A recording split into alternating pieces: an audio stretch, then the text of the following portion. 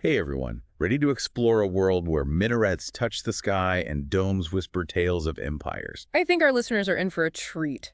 Today we're diving deep into the fascinating world of Indo-Islamic architecture. This one is for the history buffs, the architecture enthusiasts, and yeah, let's be real, anyone who wants to ace those UTSC exams. Definitely a chapter straight out of your GS1 art and culture syllabus. But trust me, way more exciting than a textbook. So before we get lost in the beauty of it all, let's set the stage. Imagine India before the 13th century. Okay, got it. Now picture the arrival of Islam over centuries, bringing new ideas, techniques, and styles. A real cultural fusion happening. And from that fusion emerged Indo-Islamic architecture, a blend of two rich traditions. I'm intrigued already. But what were some of the key elements that Islamic architecture brought to India? Well, Islamic architecture was all about creating large, open spaces, almost weightless. I see. A sense of openness. They achieved this through arches, voussoirs, pendentives, and squinches. Those are some pretty technical terms. But basically, these innovations allowed them to build massive domes and create a sense of soaring height. A real contrast to the traditional Indian architecture. Exactly. Traditional Indian architecture relied on pillars and beams, lots of columns, and smaller, more enclosed spaces. So it's like they were pushing the boundaries of what was possible with architecture. Absolutely. And this fusion led to iconic structures like the Qutb Minar in Delhi. Ah, the Qutb Minar. One of the first examples of this Indo-Islamic blend. It showcases the grandeur and innovation that was to come. So we have these new elements, a fusion of styles and a world of possibilities. But mosques weren't the only things being built, were they? Oh, no, not at all. Indo-Islamic architecture went way beyond mosques. Like what? We're talking tombs, gardens, minarets, madrasas, which were centers of learning, sarais for travelers. Sarais, those are fascinating. Even minars, which acted like milestones along routes. They were building a whole new landscape for a changing society.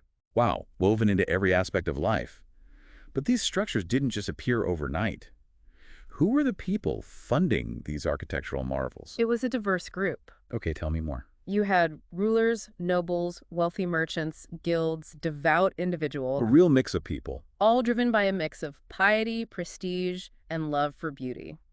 What's interesting is that even with religion playing a big role, there was a lot of borrowing and adapting across religious lines. So it wasn't just about imposing one style over another. Exactly. It was about creating something new and beautiful from that interaction. A true cultural exchange. It makes you appreciate how complex history really is.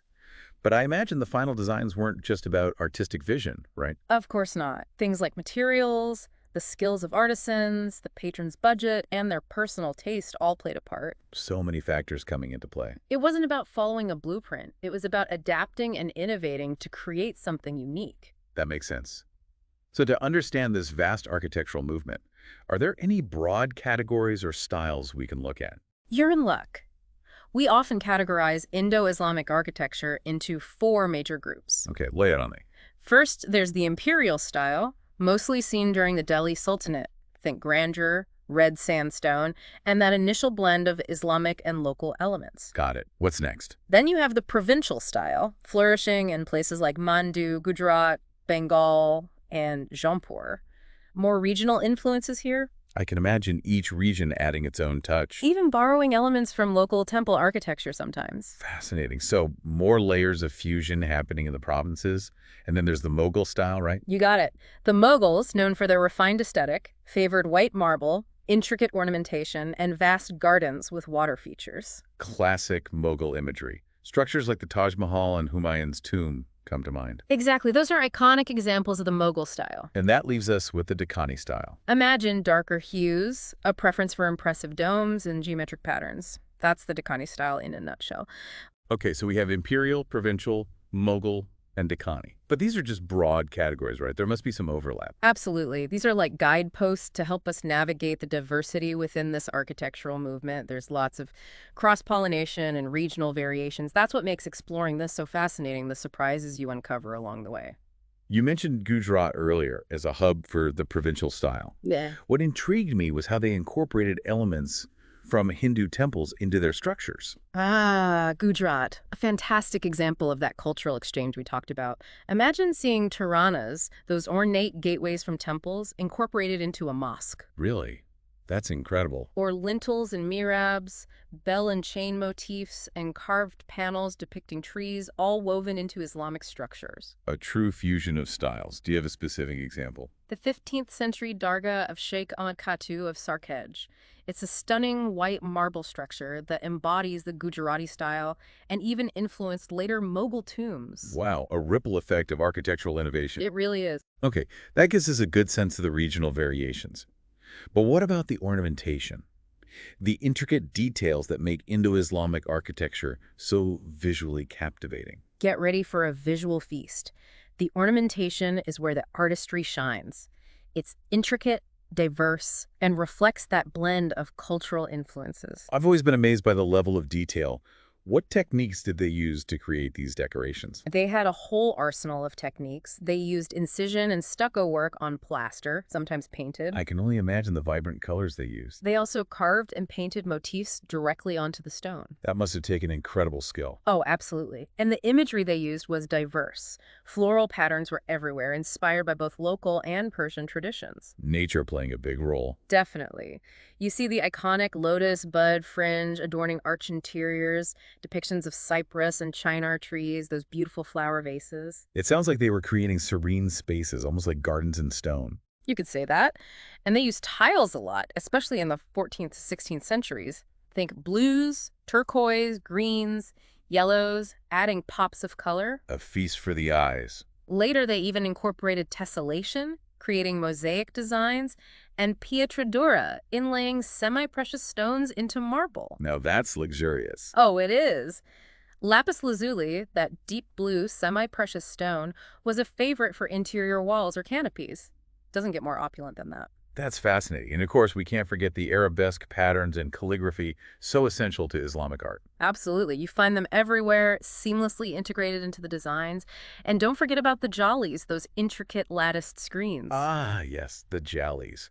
Beautiful, and they also help regulate light and ventilation. Exactly, combining artistry and functionality. All this talk of intricate details and luxurious materials makes me wonder about the building materials themselves. What did they use for these massive structures? They used a range of materials, often based on what was locally available and suited for the climate. So adapting to their surroundings. Exactly. Thick rubble masonry walls were common, often covered with chunam, a type of lime plaster, or sometimes dressed stone for a more refined finish. And what kind of stones? Oh, they had quite a variety: quartzite, sandstone, buff stone, and of course marble, especially in later Mughal constructions. Each material bringing its own unique character. Yes, each one adding to the visual texture. Now, you mentioned tiles earlier. Were those purely decorative? Well, they were decorative, but they also served a practical purpose, especially in a hot climate. Polychrome tiles helped reflect heat and kept interiors cool. So smart. Functionality woven into the aesthetics. What about bricks? Were those used as well? Bricks gained popularity in the 17th century, especially with the Mughals. Why was that? They were more readily available than stone in some regions and offered greater flexibility in design. Interesting. So they could experiment with more complex shapes. Exactly. It allowed them to create those beautiful sweeping curves we see in Mughal architecture. Always pushing the boundaries of what was possible, both technically and artistically. Now, speaking of pushing boundaries, I'm fascinated by forts. They seem to embody power and strategic thinking in medieval India. Picture a fort on a hilltop, overlooking the entire landscape. That was the projection of power in those times. A real statement. They weren't just military strongholds. They were symbols of authority, statements of invincibility. Like Chittor, Gwalior, Daulatabad, Golconda, these massive structures that dominate their surrounding. Exactly. Those are all great examples. Impressive and intimidating, I imagine. But beyond the visual impact, what about the defensive strategies? How did they design them to keep invaders out? Oh, they were meticulous about defense. Golconda, for example, has concentric outer walls to slow attackers down. A layered defense. And Daulatabad had staggered entrances, making it hard for elephants to breach the gates. It's clever. Elephants were like the tanks of medieval warfare. Exactly. And some forts had twin fortifications at different elevations, connected by maze-like pathways. Imagine the confusion for invaders. That's incredible. A real challenge to conquer. Are there any historical figures associated with these forts that our listeners might recognize? Well, even Babur, the founder of the Mughal Empire, was reportedly impressed by the sight of Gwalior Fort. Really? He wasn't easily impressed, was he? That must have been something special. It was a magnificent structure. And then there's Chittorgarh, the largest fort in Asia, steeped in history and legends of heroism, romance, and sacrifice. Wow, so much history contained within those walls. And within these forts, you'd also find palaces, right? Did they also reflect the same fusion of styles we see in other Indo-Islamic buildings? Absolutely. Forts weren't just military structures. They were centers of power, culture, and artistry. The palaces within them showcase the finest examples of Indo-Islamic art and architecture. A blending of strength and beauty. Now let's talk about minars, those towering structures that seem to reach for the heavens. What was their purpose beyond the visual impact? Minars, like the Qutb Minar in Delhi and the Chand Minar at Daulatabad, served a practical purpose. They were used for the azan, the call to prayer. Ah, so a functional purpose. But their towering height also carried a symbolic weight, representing the ruler's power and the presence of Islam. I see, so a symbol of faith and authority. Exactly. Hmm. The Qutb Minar, for example, is over 234 feet tall, 5 stories, a mix of polygonal and circular shapes built with red and buff sandstone and marble accents, decorated balconies, bands of inscriptions. It sounds magnificent. It's a real architectural marvel. And then you have the Chand Minar, not as tall but still impressive at 210 feet. It was once adorned with chevron patterns and Quranic verses. Beautiful. And I heard it was built by a mix of local, Delhi, and Iranian architects, another example of that cross-cultural exchange. That's right, a real collaborative effort. Now let's move on to tombs. These monumental structures seem to embody the idea of eternity and the afterlife. What insights can you share about them? Tombs in medieval India were designed to be more than just burial places. They were grand expressions of architectural artistry. Meant to honor the deceased. Exactly. Tombs like Humayun's tomb, Akbar's tomb, Ibn Batutah's tomb, these were all envisioned as earthly representations of paradise. Reflecting the Islamic belief in the afterlife. Precisely. Think of it, Quranic verses on the walls, placement within beautiful gardens, often with flowing water. Creating a sense of peace and serenity. Exactly. They were designed to evoke the beauty of paradise. It's like they were creating these miniature havens on Earth, reflecting the beauty of the afterlife. That's a great way to put it. And of course, there's the Taj Mahal, the ultimate expression of love and architectural perfection. Ah, the Taj Mahal. A masterpiece that needs no introduction.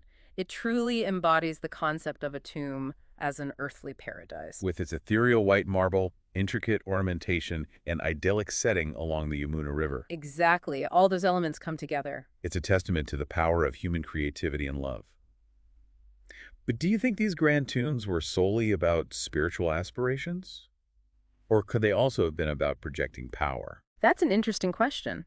While their spiritual significance is undeniable, it's also possible that they were meant to showcase the majesty and power of the deceased. A complex interplay of motives.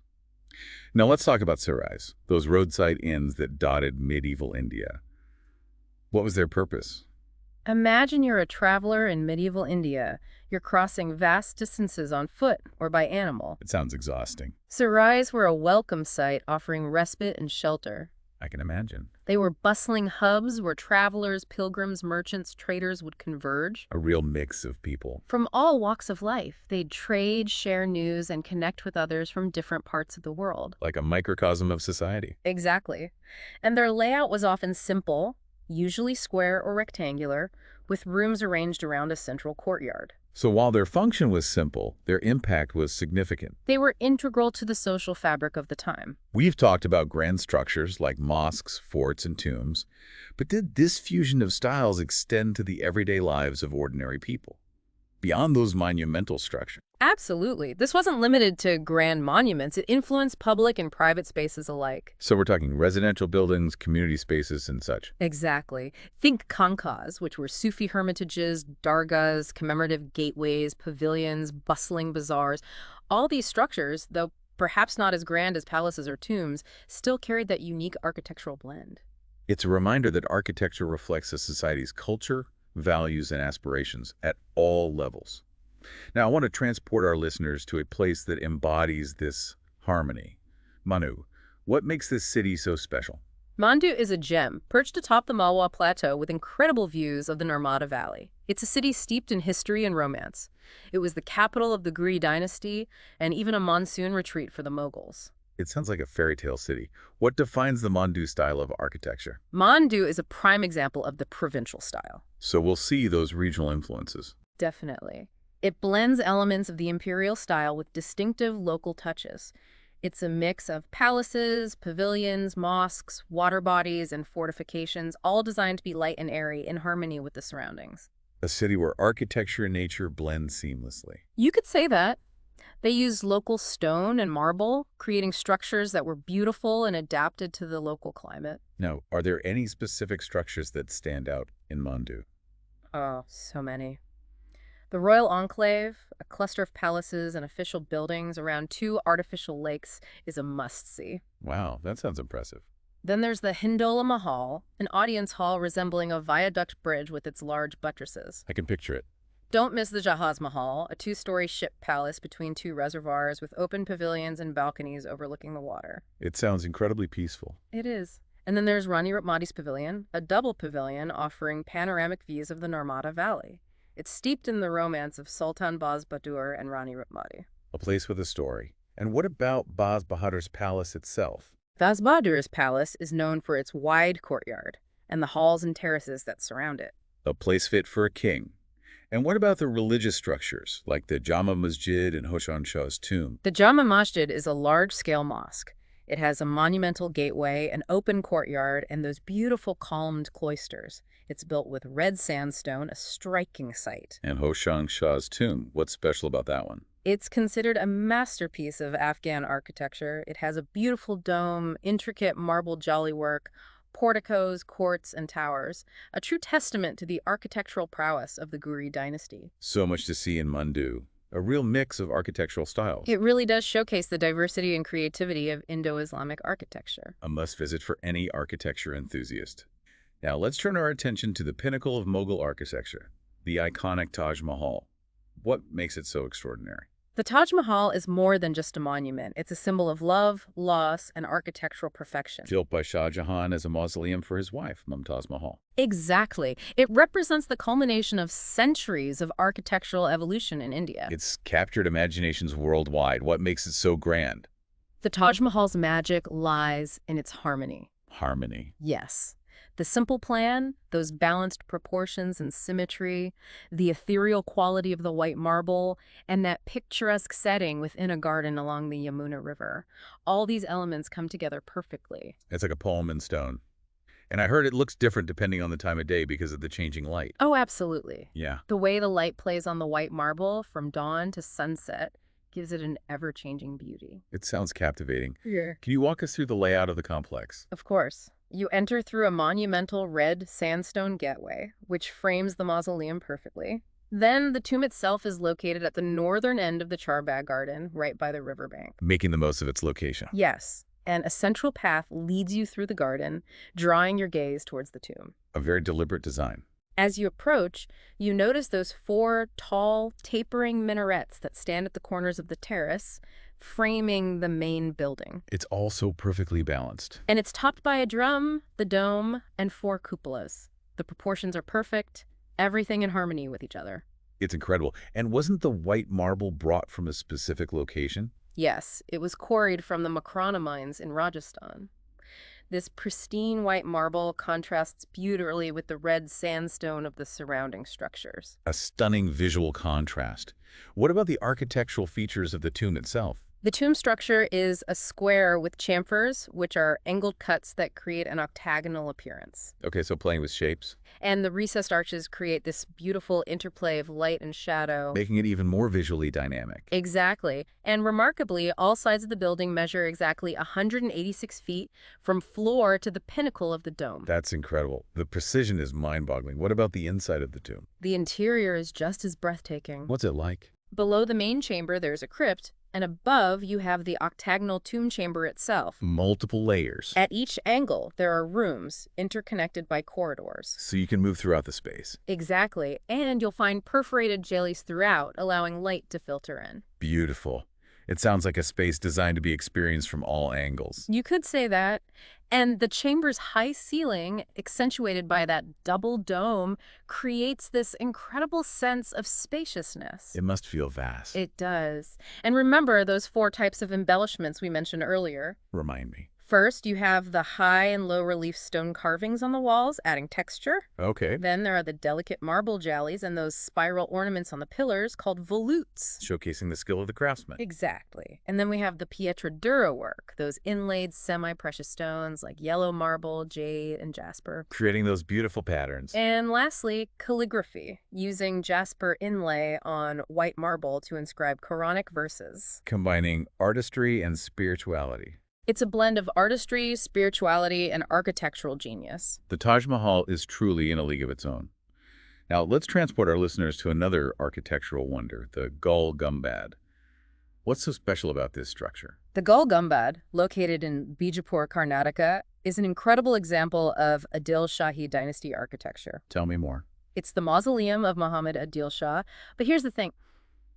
It was never finished. Really? Unfinished. But it's still considered a remarkable edifice. It's a complex of buildings, a gateway, a nakwarkhana, a mosque, and a sarai, all within a large walled garden. Wow, a real complex. The heart of this complex is the mausoleum, and it gets its name, Gol Gumbad, meaning round dome, from its most prominent feature, the second largest dome in the world. That's impressive. It is. That dome stands 125 feet in diameter and covers over 18,000 square feet. It must be a sight to behold. It creates a sense of vastness like no other. Now, how did they manage to build something so massive? The architects were masters of their craft.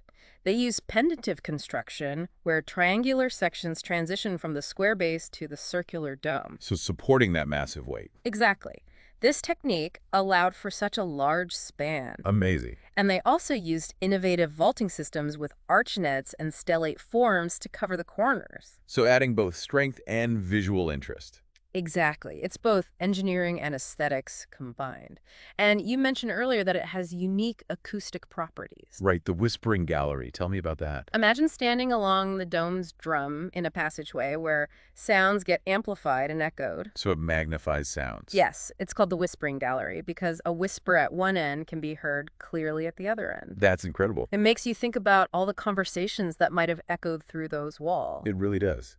So what's the story behind this architectural marvel? It was commissioned by Muhammad Adil Shah as his mausoleum. He wanted a grand resting place, a testament to his legacy. A fitting ambition for such a structure. Indeed. But sadly, he died before it was completed. Oh, so this incredible dome stands unfinished. Yes, a monument to a dream unfulfilled. It reminds us that even the grandest plans can be cut short. There's a certain poetry in that. Yeah. But even unfinished, it's still breathtaking. Absolutely. And it speaks to the craftsmanship of those who built it. Using dark gray basalt, they created a masterpiece. And I love that distinctive facade with a heavily bracketed cornice, a unique Deccani touch. And those 7-storied octagonal corner towers, they remind me of turrets found in Delhi mosques, a hint of that architectural exchange that flowed across India. It's amazing how this regionally distinct structure still connects to those broader architectural conversations. It's a reminder that these categories and styles we talk about are fluid, always evolving and interacting with each other. And speaking of those styles, what about the decoration? The Gol Gumbad's ornamentation has an understated elegance. Not as ornate as some Mughal structures. Right. While it doesn't have the opulent pietra dura work of the Taj Mahal, it has a unique beauty. So what did they use? They mainly relied on plasterwork, with intricate patterns and motifs carved into the surface. It sounds beautiful. They were masters of stucco work, creating raised decorations that add depth and texture. Transforming simple materials into art. Exactly. The motifs often draw inspiration from nature, reflecting a common theme in Islamic art.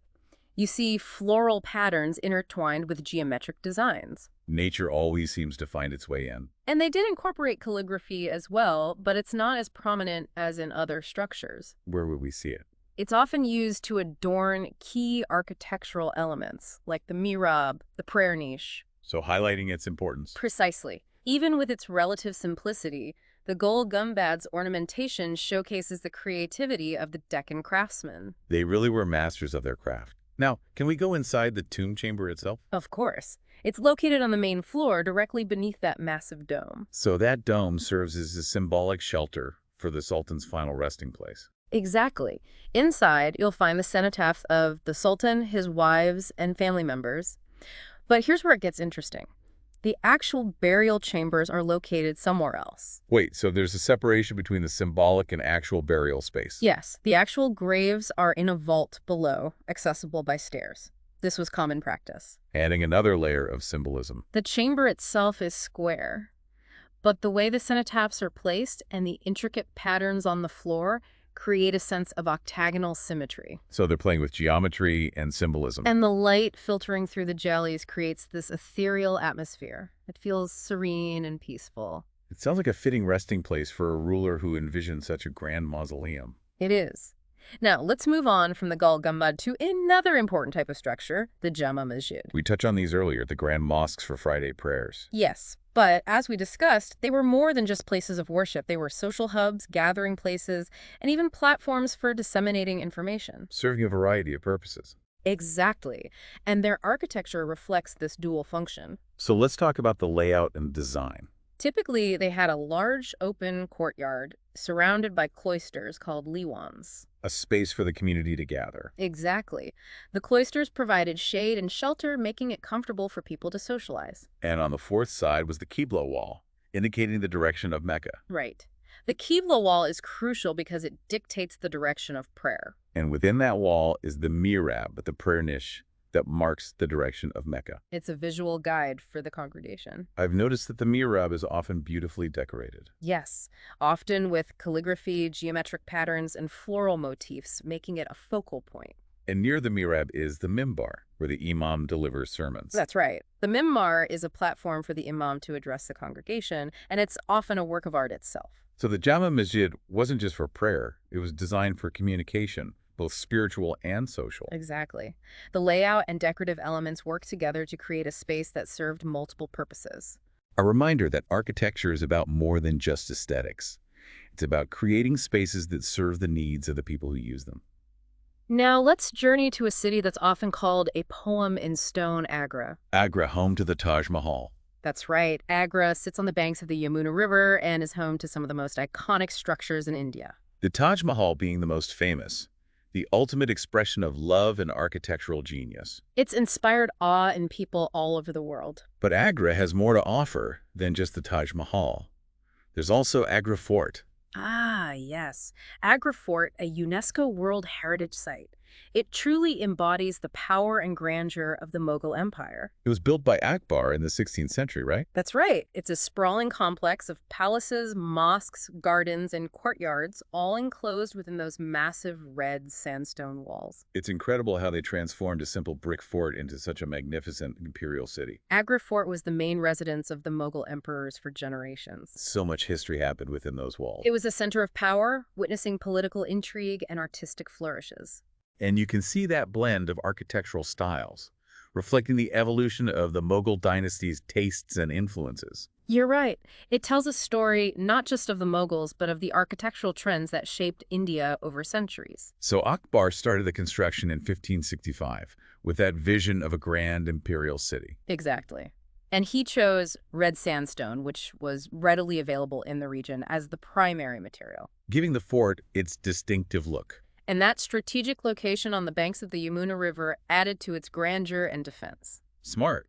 A beautiful location and added protection. And his successors, Jahangir and Shah Jahan, continued to expand the fort, adding palaces, mosques, gardens, and those audience halls. Each added their own personal touch. It's like an architectural timeline.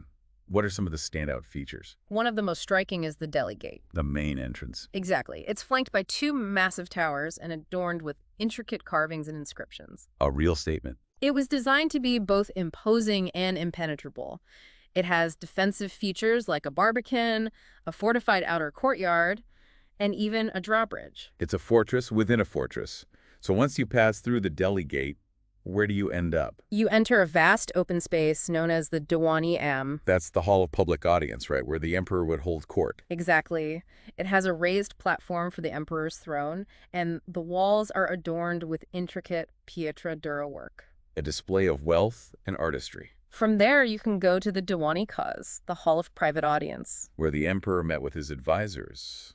Expert. It was a more intimate setting, but still grand in its design. The craftsmanship must have been incredible. It is known for those beautifully carved marble columns and that delicate jali work. A real testament to the Mughals' skill in stone carving. It is. And the ceiling was once adorned with silver and gold. I can only imagine how magnificent that must have been. Sadly, much of the fort's original splendor has been lost over time. Looted by invaders, you mean?